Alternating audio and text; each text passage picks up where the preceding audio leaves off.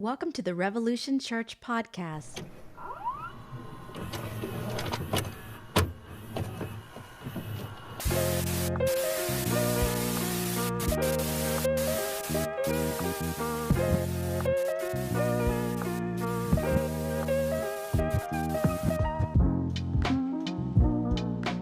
Hello, hello.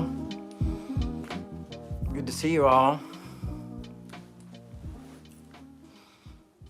It's my porch, my lovely porch where I paint things. Welcome to Revolution.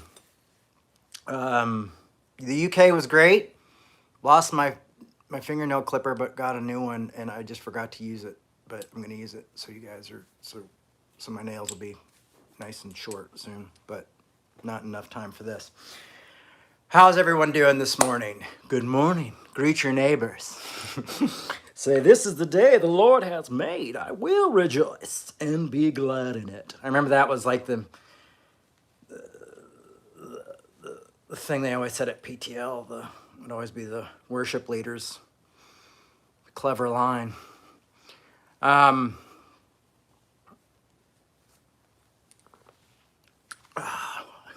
There you are. I can see you now. Yeah, here we are. Welcome to another episode of Revolution Gathering. Glad you are all here and gathered with us this wonderful Sunday morning. Today's kind of a sad day for me. What's new, right? My best friend, Peter Rollins, is moving back to Belfast. Now, we'll see each other and we'll hang out, but he's moving back to Belfast for a bit, and a little sad, not gonna lie. I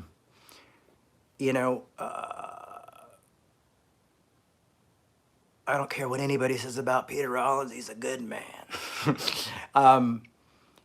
Yeah, Pete Rollins is not just been my best friend and best mate for almost 15 years, I guess, but yeah, he's impacted my life in a lot of really amazing ways. I don't think I'd ever would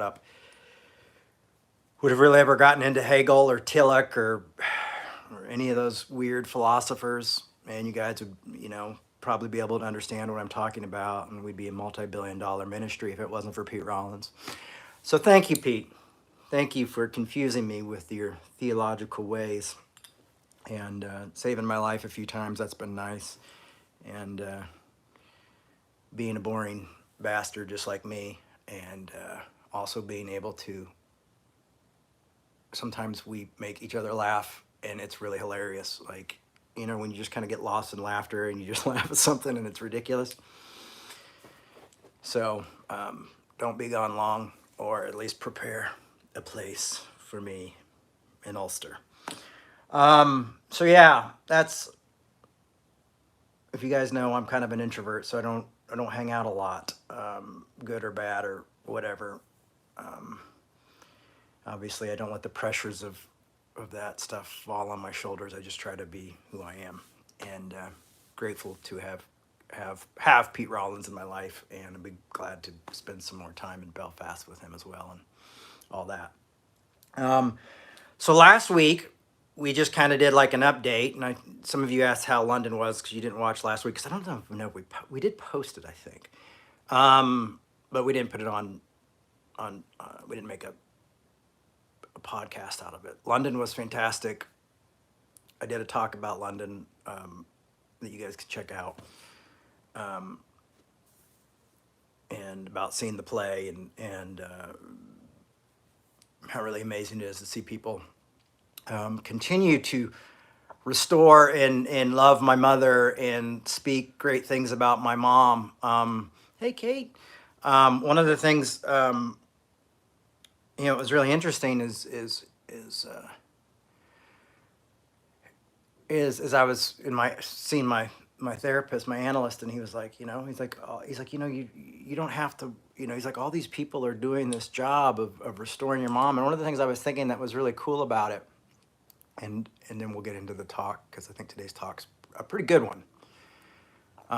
Got me some time to, not doing it last week, I believe it's going to be way better. I believe you're going to get 100% or 99% rather than like 75% you would have gotten last week. And it's almost a completely different talk. So that's cool. But one of the really great things is I was thinking about my mom and these movies and like how a documentary like 20 years ago, The Eyes of Tammy Faye, then became that film, The Eyes of Tammy Faye. And now there's this, the Tammy Faye the musical and all this weird stuff, and really celebrating her love for people. And I always just think about that verse where Jesus said, "They will know you belong to me." When right before at the end of the Last Supper, he goes, "Hey guys, I want you to give you a new commandment," and it's not really a new commandment at all. Because I want you to love each other, and he goes, "I really want you to love each other because the world will know that you belong to me for your love for one another." And to see the world celebrating my mother for her love for others is really a testament to her life and her work. And it's so funny, a lot of pastors and preachers might push back and be like, "Oh, they're just celebrating secular and ear tickling." But no, what they're celebrating is genuine love and genuine Christianity. And, so people might remember you for your theology or your philosophy or or what you were against. But that's not how Jesus said they would know we belong to him. He said he would know we would be Christians, followers of Christ, by our love for one another. And I'm grateful and honored that my mother's life is being celebrated for the fact that she loved others. And I think that speaks volumes. So, yeah, thank you, everyone out there who continues to celebrate that love and recognize that. And maybe more folks will wake up to that reality of what we're really called to do. So today we are going to talk about redemption. So the first thing I did was go in and rewrite this talk. I put up a little video asking for some of your input. Not a lot. A lot of guys not really giving a lot of input there. I mean, I see a few people here, but not that many people put input, and that's okay. That's okay. Participation is not demanded here at Revolution. But so I asked some of you guys, and I worked that kind of into the talk as well, and started having some different thoughts about redemption and what redemption is. And I was thinking, for me, the strange thing about redemption for me is when I think about it and what does it mean to me is it's not always been like, I never really thought of it as like salvation. But really, when you look in redemption and you hear a lot of people talk about redemption, it has to do with salvation. For me, redemption has always been kind of like, well, I'll get to that in a minute. But it's just one of those things that I kind of always saw redemption as just kind of like victory, or you made a comeback, or something like that, But I'll read some different biblical understandings of redemption and read what those mean. But it has always been it's been strange to me. So that's why I thought we should do a talk on this. And I thought of a perfect example. And I think that Sinead O'Connor is a perfect example of redemption.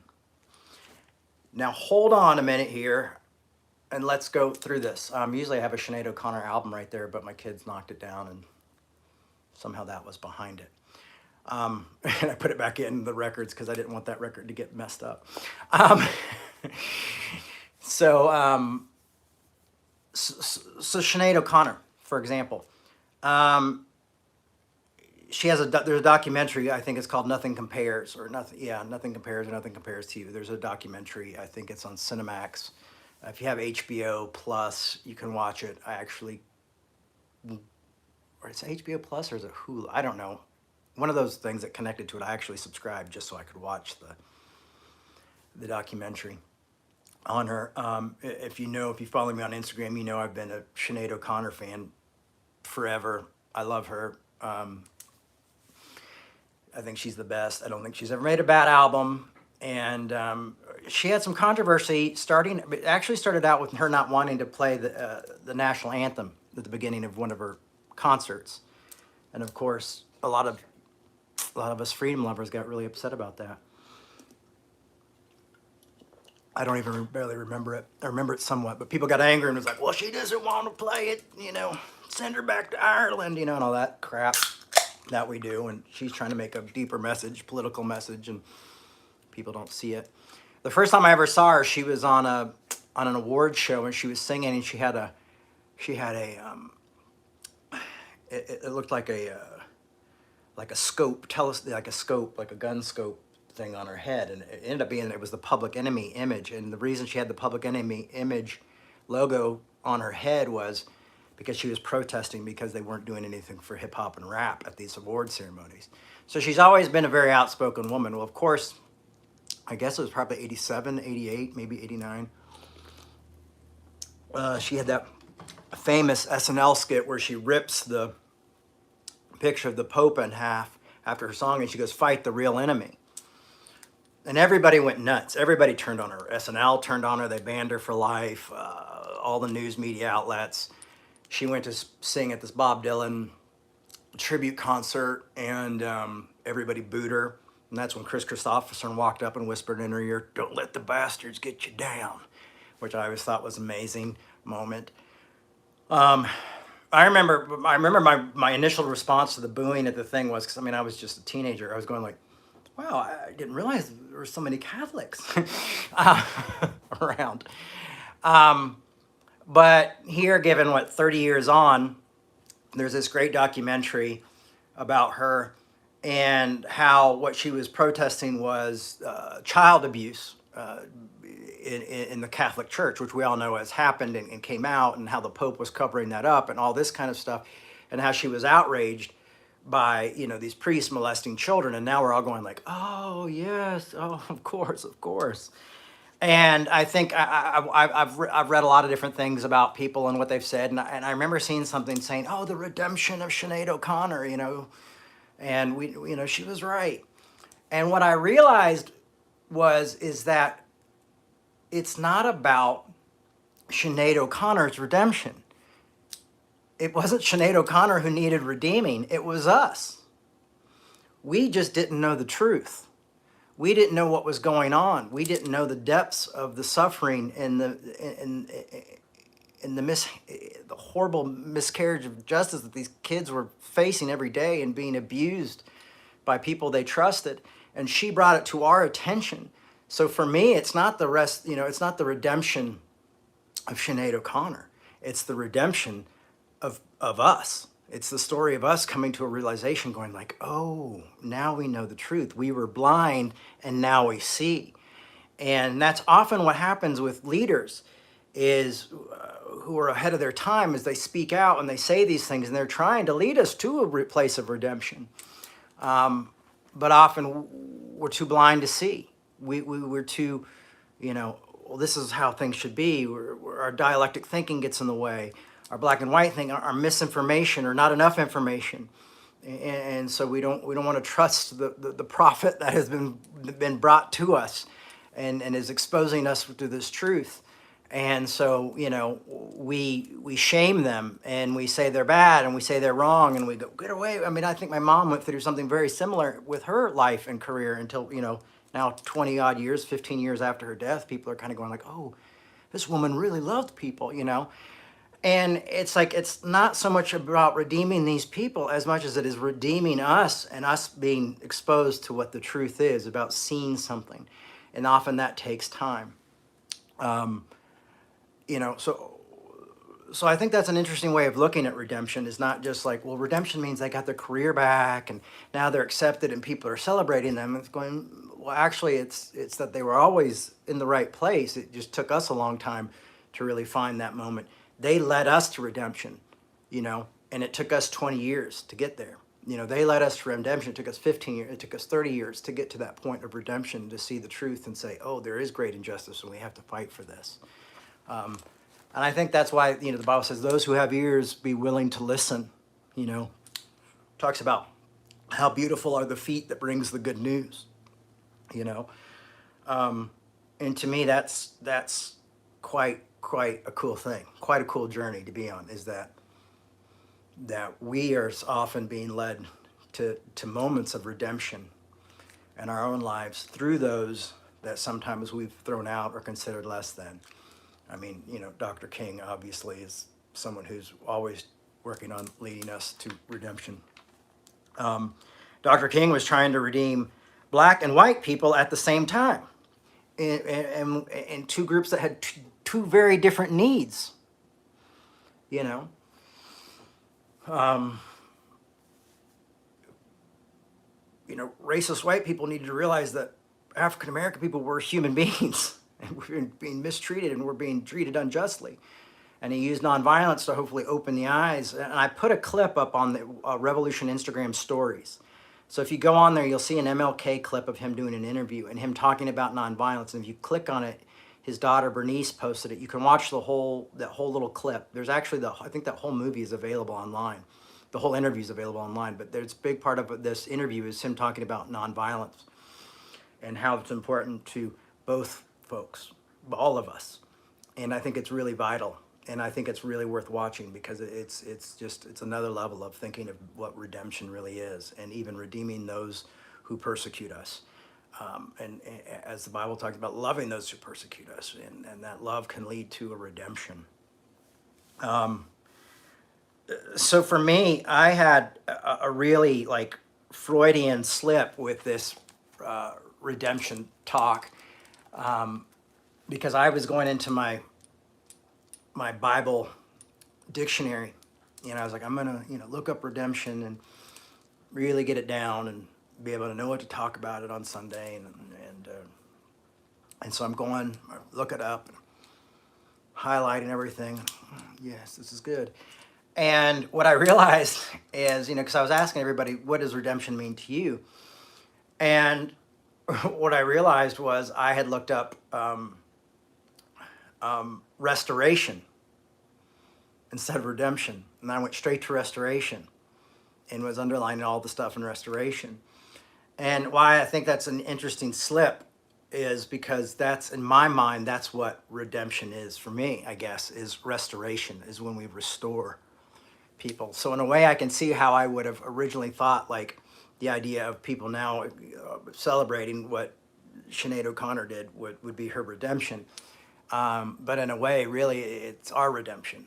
It's our restoration in a way to truth, or open our eyes to a redemption. Maybe her restoration and our redemption. And so restoration and redemption happening together. And I think that's a really beautiful way of understanding that. It's like, oh, our redemption, we realized we were redeemed by this message of this person we reject, we restore, and we redeem, and all this is happening. And I think grace, why I've always spoken about grace and feel that grace is so important, plays such a huge part in that. Grace is what brings us to restoring ourselves, accepting our others, and leads to the restoration and leads to redemption and allows us to see these things a little bit more clearly, and look back and go, oh, I was the one who was in the need of redemption the whole time. I was, stepping on CDs and burning things because I thought, oh, the Pope is so innocent. And I'm not damning the Pope. I don't know the Pope. I didn't know that Pope. A lot of people loved him. But what I'm saying is there was also a lot of horrible things that were happening there, and it's complex, and there's a lot of contradictions there, horrific contradictions that were allowed to continue to go on, and ridiculous horrors that were allowed to go on. There's a great song by Chris Christopherson called My Sister Sinead. If you get a chance, look that song up. It's really fantastic. It's all about her. So for me, the Freudian slip was looking up restoration instead of redemption.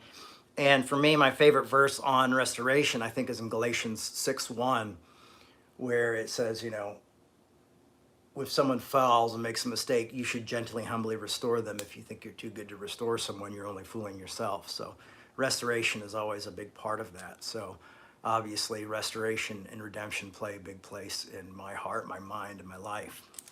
And I like the Freudian slips because I feel like sometimes they speak to us beyond the conscious. They go into the unconscious of what really drives us. And I think I've been driven my whole life by restoration, because I think of the lack of restoration I felt that I saw within my own family growing up and within the church. So I've always felt like, oh, I need to restore the church. I need to restore these people. I need to make sure this doesn't happen again. And in some ways that's been healthy, in some ways that's not been very healthy. And I've had to work on that with therapy and an analyst on those things to kind of grow from that. Ozzy, I think I'm getting the name right. They have a long Instagram name, and I just took the first part because they didn't have their name underneath there. On Instagram, sent me this thing and said this was talking about redemption. It said the Shawshank Redemption is was a big inspiration for them on what redemption was, and how the main character in the Shawshank Redemption never gives up and is always chipping away at the walls of the prison. He makes that giant hole. And spoiler alert, if you haven't seen this movie that came out 30 years ago, digs a hole through the wall, gets down, gets out of the prison, crawls through the sewer. It's really disgusting, and then ends up on the beach.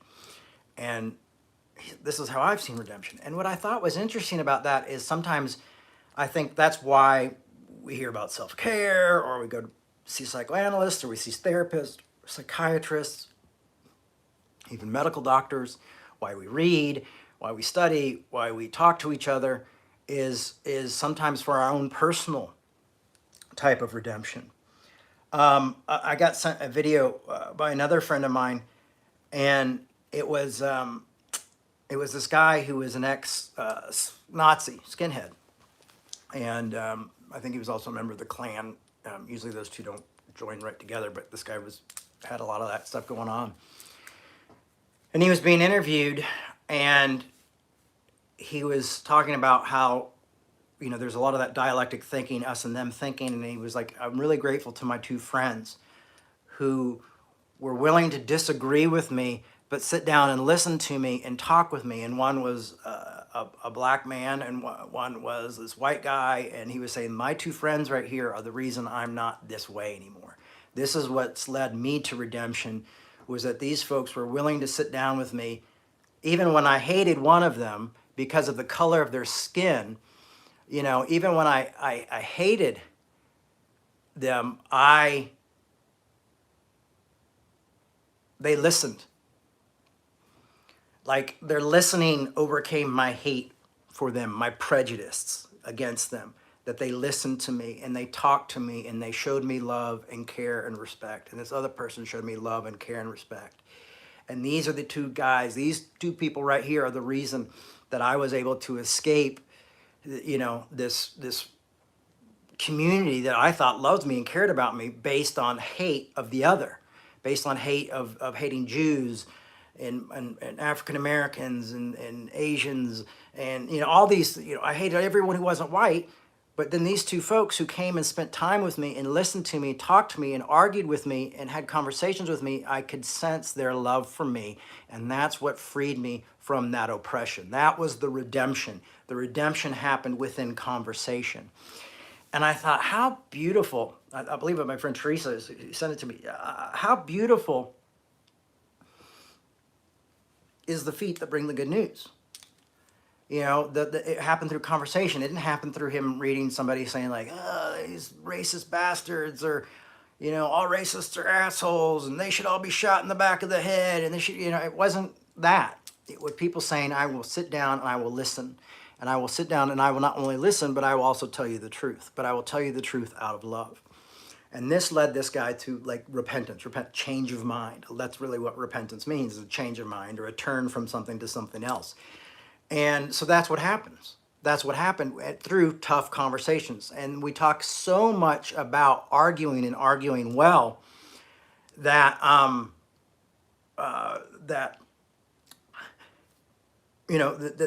was love to see this, because that's what happened for this guy. Is that people sat down and listened to him and had a conversation and were willing to talk and share humanity. And one of the things that says that Hegel talks about is this idea of when we come together, even through conflict. And I think Freud as well speaks about this. When we come together through conflict, we still have this recognition of each other's humanity. And I think that's another important thing of why I put that clip of Dr. King on the Revolution Instagram. Is that what happens when what his goal was with nonviolence was that similar thing of that restoration, that something that happens when people come together and are forced to interact, even if that interaction is violence against one person. And with this other man who was able to leave this racist world, he was, because people listened to him and talked to him, it was this recognizing of each other's humanity.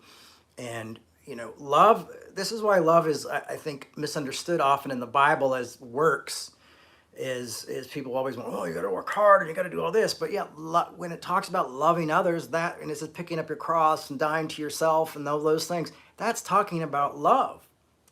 It's not talking about like, don't go listen to the new Nine Inch Nails album because that is sacrilegious, and don't play Pokemon because that's of the devil.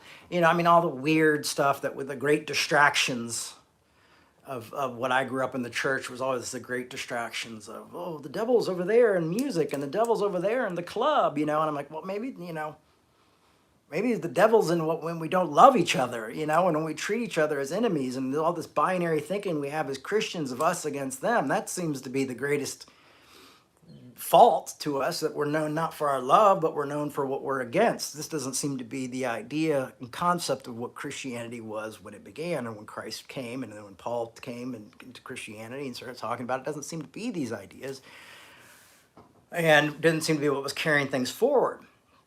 And I'm grateful to have had a mother who saw that. Unfortunately, I had to share my mother with thousands of people, millions of people. She was famous and things like that, so I didn't always have her there.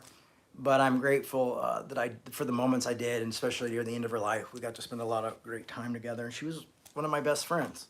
And I'm grateful to have somebody who saw that without having to look at theology or without having to read philosophy or not. It just instinctively was like, we've got to love better. We've got to love each other more. And I'm not quite sure why this isn't more of a popular topic within the church. I know in some ways, because I think people get their pleasure out of fear. The unconscious sometimes gets this, you get this pleasure principle out of we might lose control. They might take away our freedoms of religion. They may bring in bad, so we have this fear, and this constant fear kind of keeps us amped. And what we don't realize unconsciously is this is kind of where we live in a comfort zone of keeping all of our chemicals spewing in our brain and moving forward, that, oh, we might lose this, And I've seen that happen a little bit with even my progressive friends and stuff. Is like, now it's like, oh, what if they do this? And we live in this kind of like constant like mode. Oh, we got to protect, save, keep, from them, save me from them, And biblically, it's saying there is no us and them. There is no male or female, slave or free, Jew or Gentile. It's like we're all one in Christ. So recognize each other's humanity and come together. Not easily done, and probably not the reason why that's not talked about often. Rather, I feel like the church has gotten into these ideas of like some sort of sin management or, holy living. So as long as you're right, then you can feel better about being better than everybody else.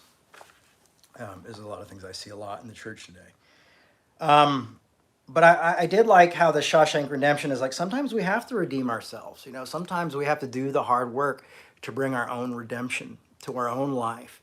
And that's what I do in my own life to be a better father, to be a better speaker, to be better, I work on myself. I go to therapy. I see my analyst. I read tough books, always trying to improve myself. Look at this one big bright spot of light. Maybe I should be sitting here. Kim Radford said, one of the things I also want to say about the Shawshank Redemption is I wrote down one of the lyrics to the song, Redemption song.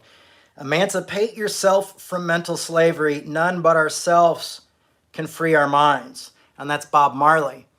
Is this idea is that we have to be willing to almost in some ways not be offended so easily and to not allow others to control how we feel, because that often gives them control. That gives them control over us. If someone can get us angry and man offended and grasping our pearls, that gives them some side of control. And what I think we need to be able to hopefully do is be willing to look at opposite ideas and things like that, and not be afraid that they're going to change us. And if they are good and they're, and they're worthy, then maybe they do change us, and if they're not, then we reject them. But we don't get so fearful of different ideas and different opinions and different things like that, that we're allowed ourselves to go, like the Terminator. You have all these like, and goes with the idea like, go screw yourself, or I'll be back, or whatever, and we have these things of like, listen, learn, run, talk, engage, disengage, and we kind of like allow our wisdom to show us what to do in those moments of questioning and being questioned and confronting things that may make us uncomfortable. Because I think we're going to learn more by sitting down with people we disagree with. We might learn even more about ourselves than we would expect, because when we're able to see ourselves through others' eyes, we can kind of go, oh, okay, well, I never saw it that way, and we grow in wisdom and strength and understanding of ourselves, and hopefully strength and wisdom and understanding of other people, which also will give us hopefully favor with other people. I'm going to have to think about speaking somewhere else after next week, because the sun is like hitting. Kim Radford said adopting her son after trying to have a child for a long time and going through the really tough adoption process was really redemption for her. And I thought that was really powerful, because for me, having my own children, it's like it really grasps your life and puts you into some sort of perspective. It gives you a perspective of loving others and loving other human beings and loving these children in your life, these people that you're parenting, and you get a much better understanding of like the parental love, the love that you hear a lot about in the Bible and things like that. And you realize like, oh, here's somebody I'm going to love no matter what. I'm going to help try my best to love them right, and guide them and make my life better, and provide for them and give them what they need, and help them enjoy life, help them study hard and help them do all these hard things.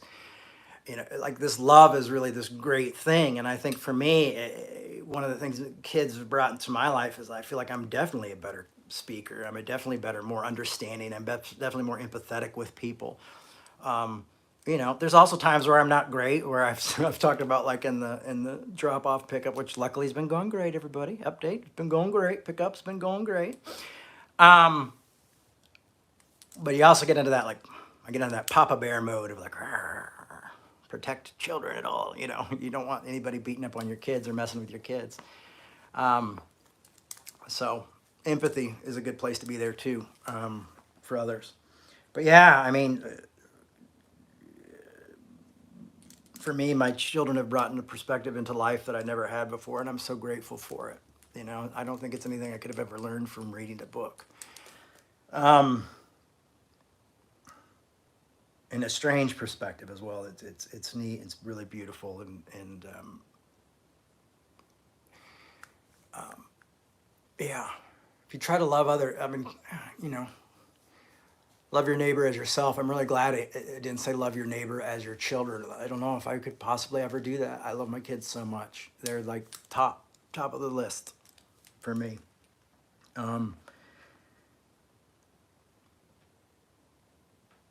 So yeah, a different perspective. So let's look at like three different types of redemption in the Bible biblically. Let's look at three different ideas. And one of the other things is I was going to give you some of the biblical actual like translations for redemption, and one is ransom, deliverance, rescue. And I know a lot of my buddies who myself who struggle with this idea of atonement theory, but substitution paid the price. And I wrote, I'm adding grace. I'm adding grace to this. I like this idea of deliverance though, and I like this idea of rescue. I like the idea of rescuing is a way of redemption. It's like we're rescuing, and thinking back to the original beginning of the talk of Sinead O'Connor, bringing us rescuing us, allowing us to see the truth, and rescuing those children who were suffering, so that suffering would hopefully stop, and that people would put a stop to it, and that justice would be brought to those families.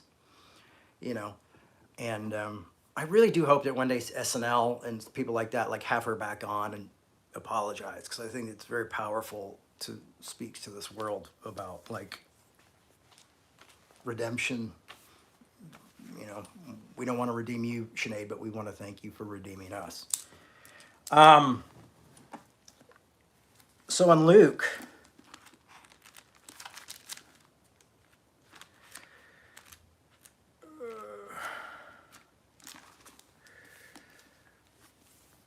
Luke 15. Turn to your Bibles to Luke 15, everyone. Now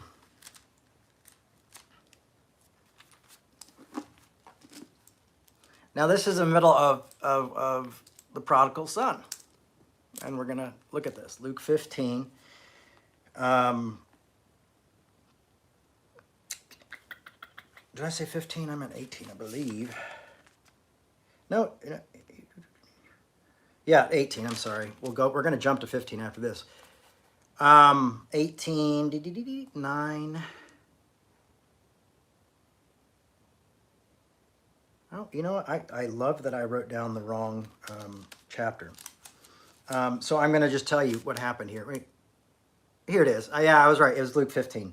Boop, boop, boop, boop, boop, boop, boop. When was 18? Hold on, everybody.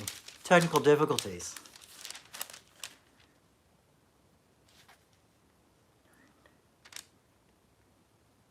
Oh, yeah, this is the one I wanted to start out with. I didn't want to start out with the prodigal. I wanted to start out with this one. That's great.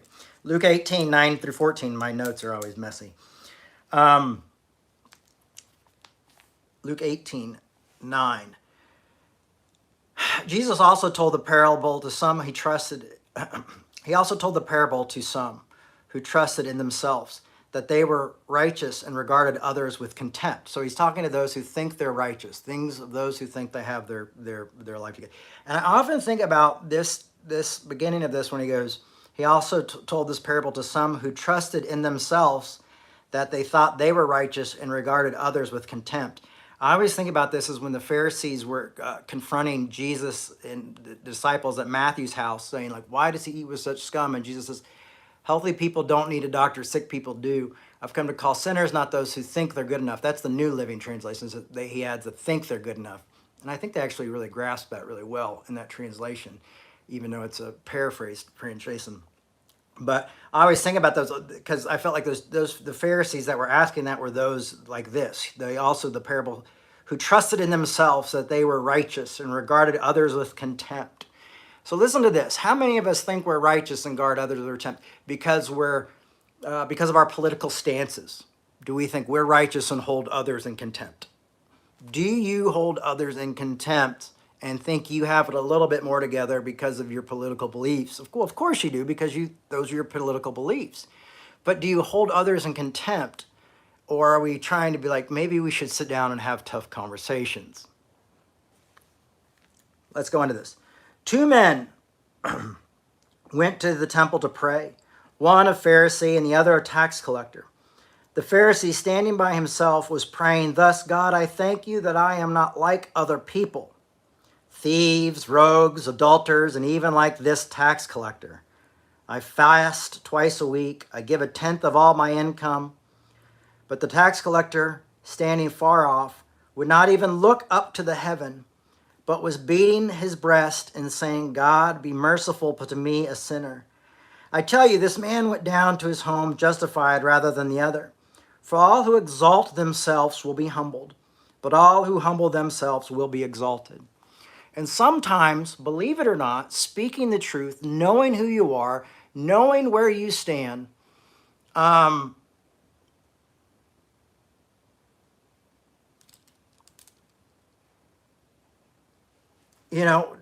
is being humble. This man went down to his home justified rather than themselves, but all who humble themselves will be exalted. For someone like Sinead O'Connor to take that stand, and she said her agent said, I was running after her. Like, her agent and we're friends. She's like, I'm running after her, and I said, I can't save you from this, Sinead. I can't save you from this, what you've just done on Saturday Night Live. And she said she looked, and this is from the agent. The agent said she looked right back at her and said, I don't want you to. I don't need you to. You know, if I have to be humiliated for 30 years until someone makes a documentary to show that I was actually speaking out on behalf of really people who are really suffering horrifically, then we'll wait. And that's what she did. And she still has made beautiful art and beautiful music. Like I said before, never made a bad album. She also suffers from mental health problems. She's lost children. She's been through hell and back. And I find her like a kindred spirit because I've also suffered from mental health issues as well. So this idea of, I think some of us have been raised in a church system where we've been told we're bad our whole life, so we don't want to think of ourselves as bad, or we don't want to think of ourselves in the tax collector situation, or we don't want to think ourselves, you know, but I like to keep myself there because I like to realize that there's so much stuff I don't know. There are things that I do wrong at times, you know, there are mistakes I make. You know, none of us are perfect, but what it allows me to do is to even realize, and like Dr. King, I learned through Dr. King's work, is to see even the Pharisee and look at the Pharisee and go, God, that poor guy. How can we help him realize his humanity because he's missing out on others' humanity? You know, like those people like Dr. King really, you know, and the message, this is the message of Christianity, is that really the one who's going to be the one that leads the Pharisee to redemption is the tax collector, is the one he pities, is the one he looks down upon. And I think, you know, that's when you just kind of sometimes have to say, I got to be me, you know, warts and all. I'm not perfect. I don't have everything together. You know, there's times I'm a complete mess. You know, and being honest with that self, I think living in grace, and that's why I love grace so much, is this idea that you are accepted. You're accepted by that which is greater than yourself. And for me, like I wasn't able to go into a 12-step program until I realized grace was real. Like as soon as like the law was taken off of alcohol and God's fury and all this stuff, and I was like free to do whatever I wanted, is when I was like, well, I want to do this for me. I don't want to be feeling bad and guilty and messing my life up anymore. You know, as soon as the rules and regulations were stripped down and I knew I was accepted and I was free to do what I wanted to do, I was free to get my life together. You know, I think that's what we don't realize often is like, you know, I think that's why purity rings are so ridiculous, is because you've got this thing on your finger, or these like colleges are like, don't touch each other, you know, and like I'd be at college thinking about like, all I want to do is touch another woman. Oh my God, I'm not supposed to. And it would even be more like, how exciting and titillating, you know. And then the idea when the rules go down, you go, oh, I'm just going to live life and everything, you know, it just kind of takes the excitement out of it. I mean, did we learn nothing from the tree in the Garden of Eden? So yeah, so what you have here is the example of the Pharisee who is saying, "Thank God I'm not like them, and I don't need it, and I don't need it." You know, and I often think about that. Like sometimes I have a hard time. There's this really funny guy, but who for the Daily Show, and he always interviews conservatives. But a lot of times he's just really making fun of them and just showing like, oh, look how stupid they really are. You know, and there's times where I just can't watch it because I'm going like, this is just humiliating these people. You know, and picking out probably the people who don't know the most, aren't the smart. You know, oh, hey, let's get the guy with the giant eagle tattooed on their shirt and like, you know, the big red giant cowboy hat. This is Make America Great Again. And let's make mockery of this person who, you know, I don't know. I don't think that's really you know, I like comedy, you know, I think comedy is good. I think it makes us uncomfortable, and I like that. I like being uncomfortable. I like being challenged to think differently. And I think, unfortunately, probably comedians do that better than most speakers or ministers or pastors. They bring us all together and go, you know, we're all, and it's like, just love each other, man. That's what I would say if I was the comedian. But And I'll tell you that loving people who don't want to be redeemed, I think I would say like loving the Pharisee, trying to redeem the Pharisee, trying to redeem someone like that, though, is one of the hardest things you'll ever do. It is not for the faint of heart.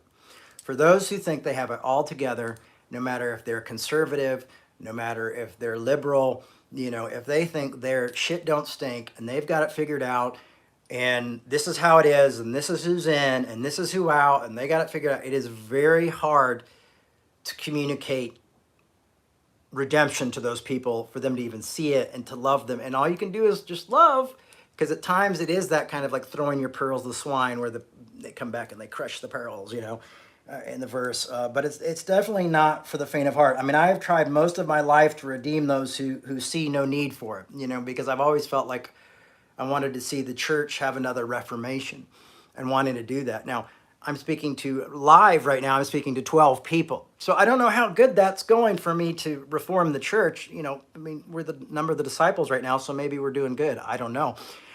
But seriously, like, every time I've taken another step, that's been like cast over here, or cast over there, or do over that. I mean, it's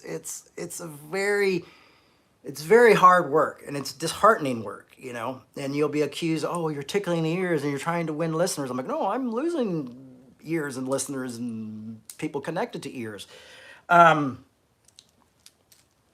It's a tough job if you want to see that done. Luke 15, now we're there, finally.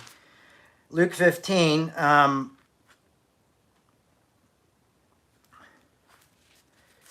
28 says, this is the older brother. The prodigal son has come home and all this stuff, and they're celebrating, they're throwing a party, and the older brother comes into the situation and sees his brothers returned after being gone for a long time. He goes, then he became angry and refused to go in. His father came out and begged and pled with him, but he answered to his father, listen, for all these years I have been working like a slave for you, and I have never and I've never disobeyed your commandments.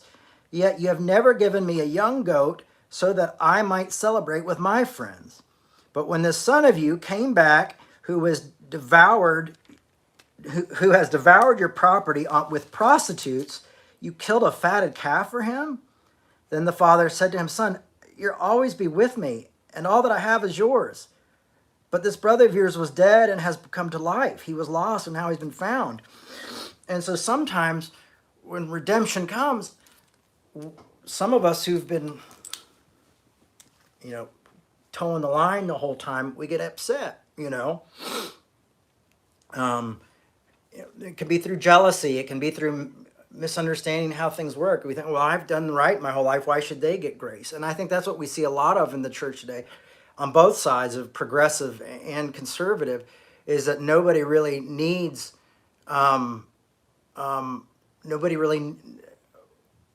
no one deserves it. But that's the great thing about grace, is that grace isn't about deserving or not deserving. It's not about what you've done or not. What you see here is good works versus bad works. And works really become like this grid, and we get into these bad works and good works. But a lot of these works are just separating us from knowing who God is, knowing what grace is, knowing what acceptance is. Because if we're working hard and think we've got it figured out, then we don't need your grace, save that for those guys, And then they get it, and you go, well, I don't think they should get it because they really haven't been keeping up with what I'm doing, And it's not trusting in the power of grace, or the transformative power of grace, which I believe is real, even if there is no God. I believe that this grace is still something real and supernatural in a way, or it works on our brains. It gives us this freedom to live, but also gives us this freedom to be kind to one another and do better things for each other when we realize what it is. When we realize, allows us to have sympathy for others and empathy for others. It's really a beautiful thing that I think is like, I can't explain to you exactly how it works. But when the taboo is removed, and it's just, well, all things are permissible, but not all things are beneficial, to quote the Bible. And you go, oh, well, that's not really benefiting my life. That's not benefiting me as a father. That's not benefiting me as a speaker. That's not benefiting me as a whatever, as a partner. It's not benefiting me.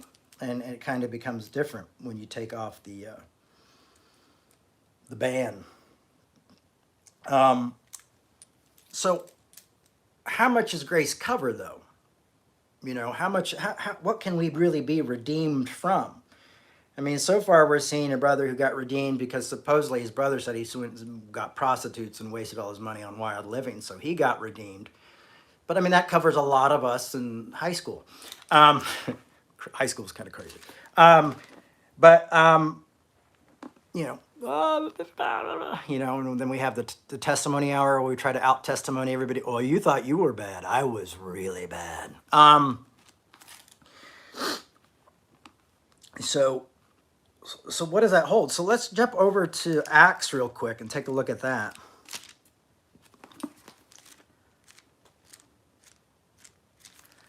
And see what it does cover. And I think it's Acts 9.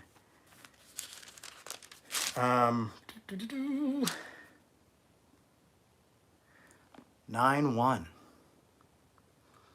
Meanwhile, Saul, still breathing threats and murder against the disciples of the Lord, went to the high priest and asked him for letters to the synagogues at Damascus, so that he found anyone who believed to the way, which was the way is what they used to call Christianity. I think we should call that again. I like the way. To the way, men or women, he might bring them bound, which is handcuffed, bound to Jerusalem. Now, as he was going along and approaching Damascus, suddenly a light from heaven flashed around him. He fell to the ground, and he heard a voice saying to him, Saul, Saul, why do you persecute me? He asked, Who are you, Lord? The reply came, I am Jesus, to whom you are persecuting. But get up and enter the city, and you will be told what to do. Then the men traveling with him stood speechless, and heard because they heard the voice but saw no one. Saul got up from the ground and thought his eyes were open. He could see nothing. So they led him to the hand and brought him into Damascus. I love that. Though he thought his eyes were open, he saw nothing. For 3 days he was without sight and neither ate nor drank. Now, why I say who is this grace for is because I think when we think of horrible people, and we always try to think who's out. We want the asterisk by the grace. Now, when Paul is having these followers of the way, women and men, bound and brought to Jerusalem, they didn't go through they weren't going being deprogrammed, and they weren't saying like, hey, here's a book about why Christianity is wrong and bad for you. More than likely, they were being led to being killed or punished horrifically. It wasn't a good thing. Saul was not a good man. And the funny thing, the Saul and Paul thing is that you can translate his name either way. So it wasn't that he just decided to change his name when he's like, I was Saul, but now I'm Paul. It's kind of a translation mishap there. But anyway, the point is that Paul goes on to write Galatians, and trying to get Jews and Gentiles to live humanitously and be kind to one another and love one another and restore one another and care for one another, and really becomes this guy who clarifies what grace really is. So how far is too far? Well, I mean, if you look at someone like Paul, who was murdering people of the way, at least having them beaten and tearing families apart and going and finding them and bringing them to be held in front of court for their religious beliefs, I'd say that's pretty shit. That's pretty bad.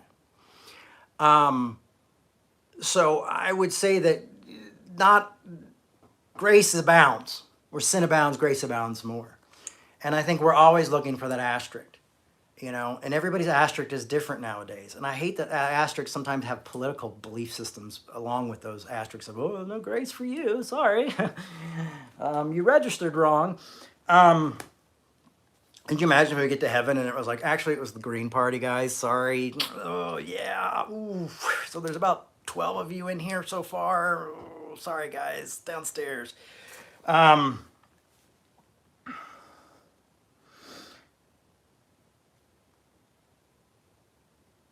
So you would think that Paul would be beyond redemption, yet he wasn't. You would think that that guy who we were talking about earlier, who was the racist and who was a member of, a Nazi group, like a black man would see him and say, this guy's beyond redemption. But instead, he sat down with him and they had conversations, and he led that guy and redeemed that guy out. He brought redemption to that man and pulled him out of that group by simply by listening and having conversations and helping him think well and having good arguments and helping him think critically about these choices and these decisions he was making based on racism. He showed him what Dr. King was trying to show so many of us, is that we were victims of misinformation.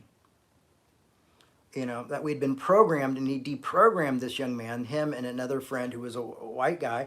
Two of them, they sat down, they listened, they heard him, they had the conversations, and they cared enough to listen, cared enough to share the truth with him in a loving way that brought him into repentance, that brought him into a new way of living, that brought him into a new thing of going like, oh, this isn't how it works. We're all humans. Oh, no one is beyond that. I think that's why I've always liked, even one of my first talks was, I always shared this verse in Romans.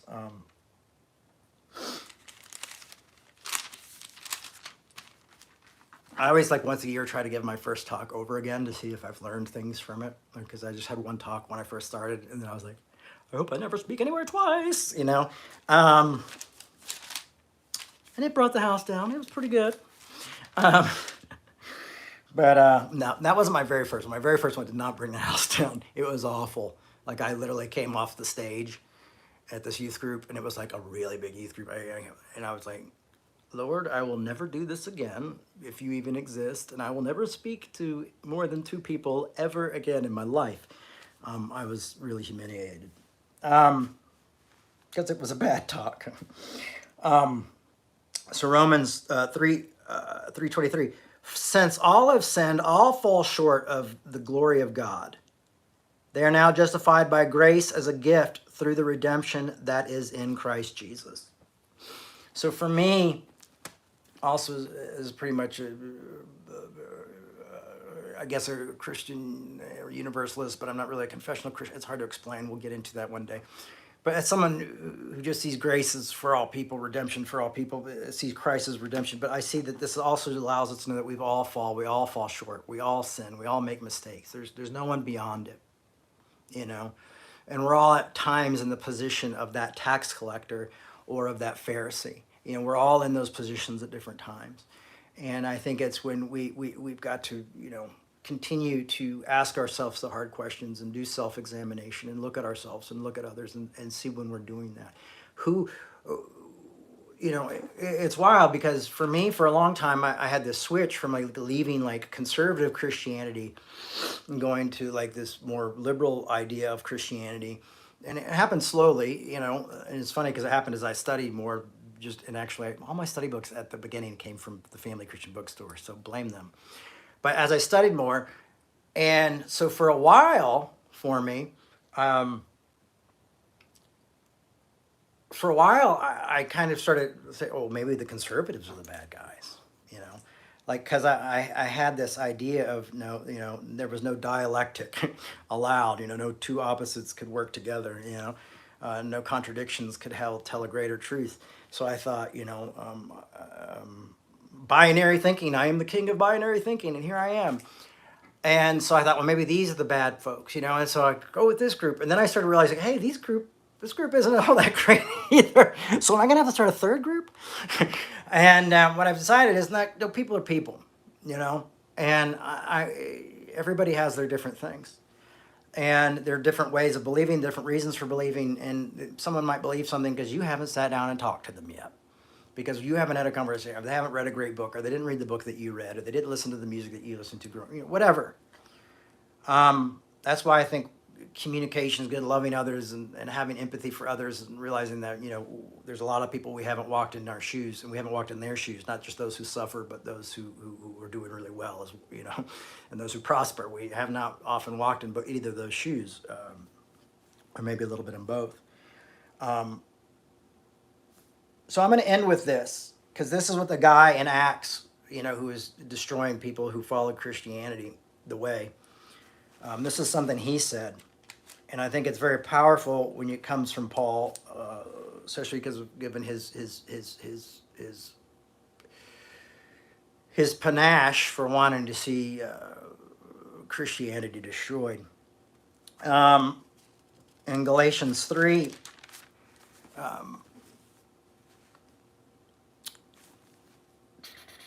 Galatians 3:13. Today's the 13th, by the way, right? Sunday the 13th.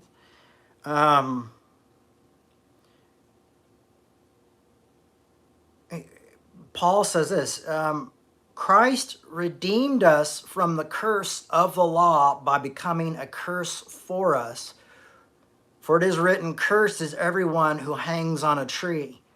And the more I understand about Paul, I realize that probably the original reason he was going after Christians so much is because he felt like anyone who would follow a cursed Messiah was really disturbed in the head and was really did not, belong and was second class, third class, fourth class citizens, which is very interesting that he embraces Christ and then he goes, well, I'm going to reach the Gentiles, the people that we've always treated as second class citizens, as not being whole because of their birth. Now I'm going to go reach them, and we're not going to have any of this stigma of Jew and Gentile, us and them anymore, which is very interesting that this is what Paul does here. And it's very interesting that he uses the word as we've been set free from the curse of the law, because saying the law is what was the curse. And we always want to reset a new law. We always want to create a law. That's why we say grace is anarchy, because it moves outside of all of our laws, all of our ideas, all of our theologies, all of our philosophies. Grace accepts. It comes in and accepts things. Oh, it's not fair. I don't like it. It's like, yeah, well, that's anarchy coming in with grace. Oh, it's tough. It makes me mad. Why would Jerry Falwell get grace there? Why would I have to forgive this person? Why do I have to love my enemy? Do I have to love enemy though? That kind of question. And he's saying that the reason that the curse, the law of the curse, the law is the one that continues to put up these walls and continues to show us, oh, these people are bad and we're good and this, and it's contrary to the gospel. It's contrary to the message of Christ. Sorry, everybody. My phone went into low power mode, so I'm not going to need to plug it in because we're pretty much done now. But and this is the axe guy. But all of a sudden is saying, forget, I was trying to kill you guys because I was like super zealous. I was like abusing the law, and he's like, let's just get rid of the law, not create new ones that continue to put up division between all of us and who are trying to follow the way. So hopefully this talk of redemption is seeing like, none of us are outside of that reach of redemption, and redemption often comes from someone who's been rejected, and we think they're being redeemed when we're really realizing that we're the ones being redeemed as Sinead O'Connor. Or, you look at someone like the Apostle Paul, who was redeemed and then ended up redeeming a bunch more other people, from setting them free from self-hate and communities from falling apart and destroying each other. When we look at these different parables, we see that where redemption lies, and redemption kind of knows where we need to be for that redemption is knowing where the cards lie, making unpopular decisions, standing up for what we believe in tough times, but also maybe seeing our enemies as people who are victims too, just victims of a different way of life, of misinformation, of being raised in a different type of denomination, different type of church, different type of thing. Anyway, that's my 2 cents today. So I hope, and like Shawshank Redemption is sometimes it's just us chipping away at our addictions or our own prisons or things like that, just that are to be redeemed from something that we're captured in. So there's many different ways to redemption and how redemption works. And I think it's quite beautiful, because I think we can see a lot of why I love grace is because I believe like redemption lives in grace. Love lives in grace. These are these ideas that are just incredibly they all kind of like go through each other and are connected. And so even when there's these contradictions, this greater truth can come above them. And we can kind of realize the humanity of each other. So anyway, that's it. Listen, if you like what we're doing, you like the work that's happening here, we could use you. I have not been paid since October. I'm not gonna lie. It's not easy. I do have another job that's keeping me alive right now, but honestly, I can't continue doing Revolution as a volunteer at this point. I will have to take on some other work. So if you like what we're doing, maybe consider giving us a donation, financial donation over at revolutionchurch.com. It would help us get to a place where we're just staying afloat. Really, there's not even any dream of growth or anything right now at this point when we're at this limit of going like, are we really going to make it? Yeah. So, hey, anyway, if you can, support revolutionchurch.com and go there. Keeps this work going, keeps what we're doing going. You know, you go, hey, Jay, I don't have money, I can't do that. You know, I always say, like, another way you can help support us is by sharing these talks with your friends, retweeting us, sharing us in your Instagram stories and letting people know about what we're doing, and on your Facebook stories or your Facebook messages and your social media, letting people know what we do, or word of mouth even, of just telling people about Revolution and where we're at and what we're doing. You know, we've been here for about 30 years. And so one more thing, how to support. You can go to revolutionchurch.com. There's a donation button at the top. You can click on that, revolutionchurch.com, donation button, boop, and it's PayPal. You can give monthly or you can give one-time gift, and it's tax deductible. And we're almost at the end of the year, so some of you may want to do that. It would really be helpful because it's been, you know, it's been tough, especially since we moved out here and haven't got a building, and, you know, we're doing this all online right now. And we lost Caleb and we've lost, you know, Josh, but Josh is in New York. So it's just hard getting all this stuff wrapped up together, especially without finances. So you can do there, or if you say, hey, we don't have finances, you can, you know, share our stuff on your different social media platforms and let people know about our work. That would also really help. I've been doing this for almost 30 years now. And I'm grateful to have had this long. So if it doesn't last much longer, I'm grateful for the time that we've had here. But hopefully we maybe have at least, you know, 30 more years. And goodbye, everybody. All right. Thank you, guys. Redemption. Bye.